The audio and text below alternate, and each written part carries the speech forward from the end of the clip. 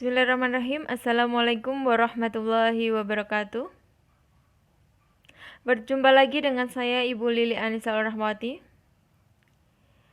Di sini saya akan mengucapkan selamat untuk anak-anakku kelas 12 Perbankan Syariah yang dulu kelas 11, sekarang sudah naik ke kelas 12. Selamat untuk anak-anakku.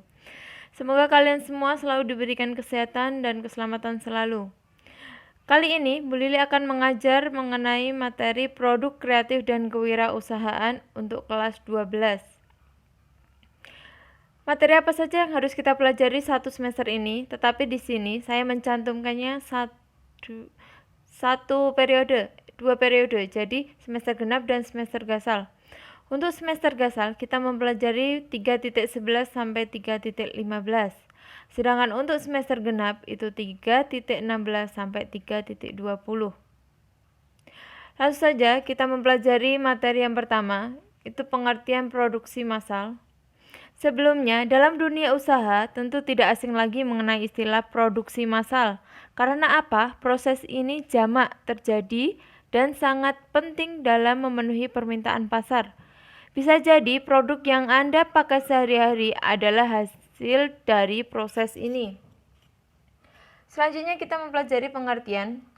Secara sederhana, produksi massal adalah sebuah aktivitas menciptakan sebuah produk dalam jumlah banyak dan dilakukan berulang-ulang. Jadi, produsen akan membuat sebuah produk yang sama terus-menerus.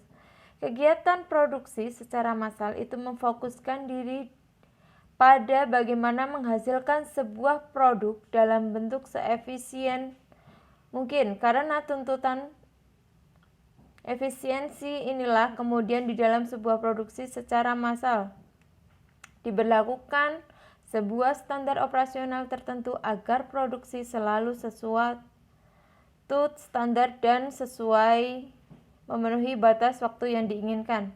Nah, keuntungannya apa aja? Keuntungan untuk produksi massal ini dapat meningkatkan produktivitas perusahaan, meningkatkan kecepatan produksi, mengefisiensi finansial, efisiensi waktu.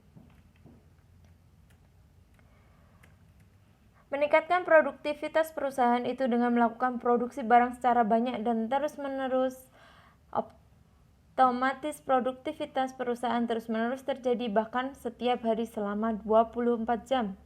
Kemudian untuk meningkatkan kecepatan produksi itu karena tuntutan untuk terus menghasilkan produk, maka biasanya teknologi mesin akan digunakan. Penggunaan teknologi ini berpengaruh terhadap kecepatan produksi, ditambah dengan efisiensi SDM sumber daya manusia, di mana pekerja ditempatkan di bagian-bagian kecil yang repetitif. Kemudian ada juga efisiensi finansial, itu pemanfaatan teknologi, maka biaya produksi dapat ditekan. Selain itu, dana yang dibutuhkan untuk membayar banyak karyawan dapat ditekan dan dialihkan menjadi biaya perawatan teknologi karena menggunakan mesin. Kemudian efisiensi waktu. Efisiensi waktu itu waktu yang diperlukan dalam sebuah produksi massal untuk menghasilkan sejumlah produk menjadi lebih singkat. Hal ini terjadi akibat penggunaan teknologi dan efisiensi penempatan pekerja manusia ke divisi-divisi kecil. Kemudian ada ciri-ciri produksi massal, itu menggunakan sedikit tenaga manusia, proses menggunakan urutan yang terstruktur, dominasi penggunaan teknologi, dan memecahkan kegiatan produksi ke bagian-bagian kecil.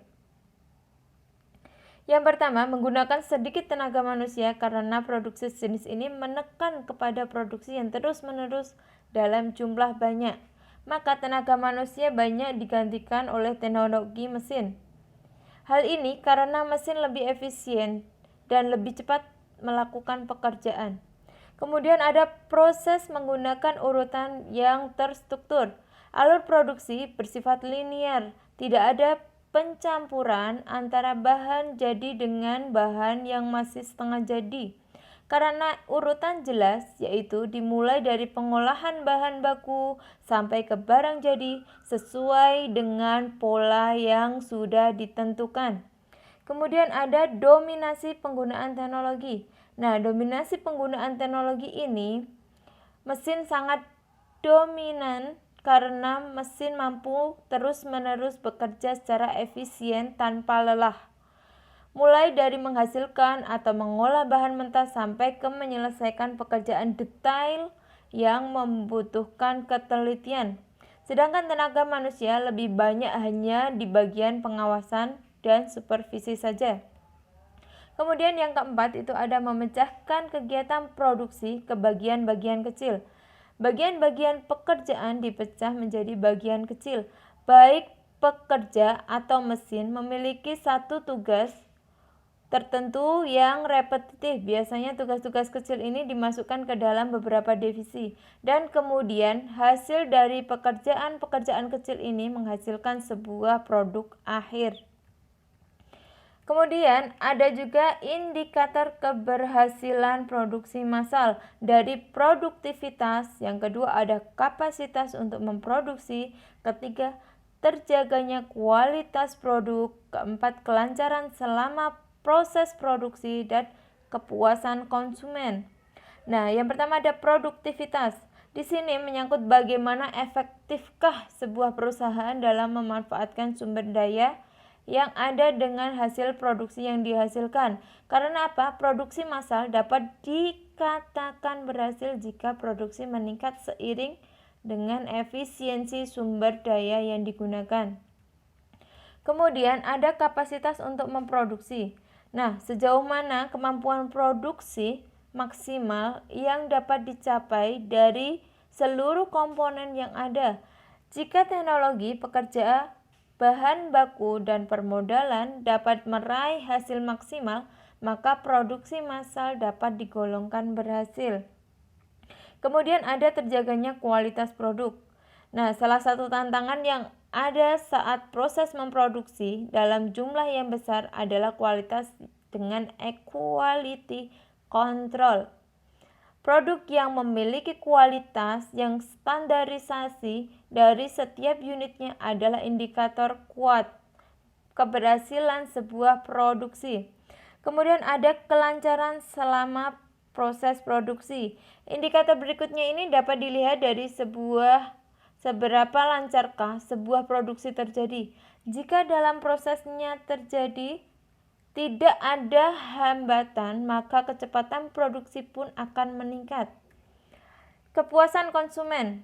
Kegiatan produksi akan berujung di tangan konsumen.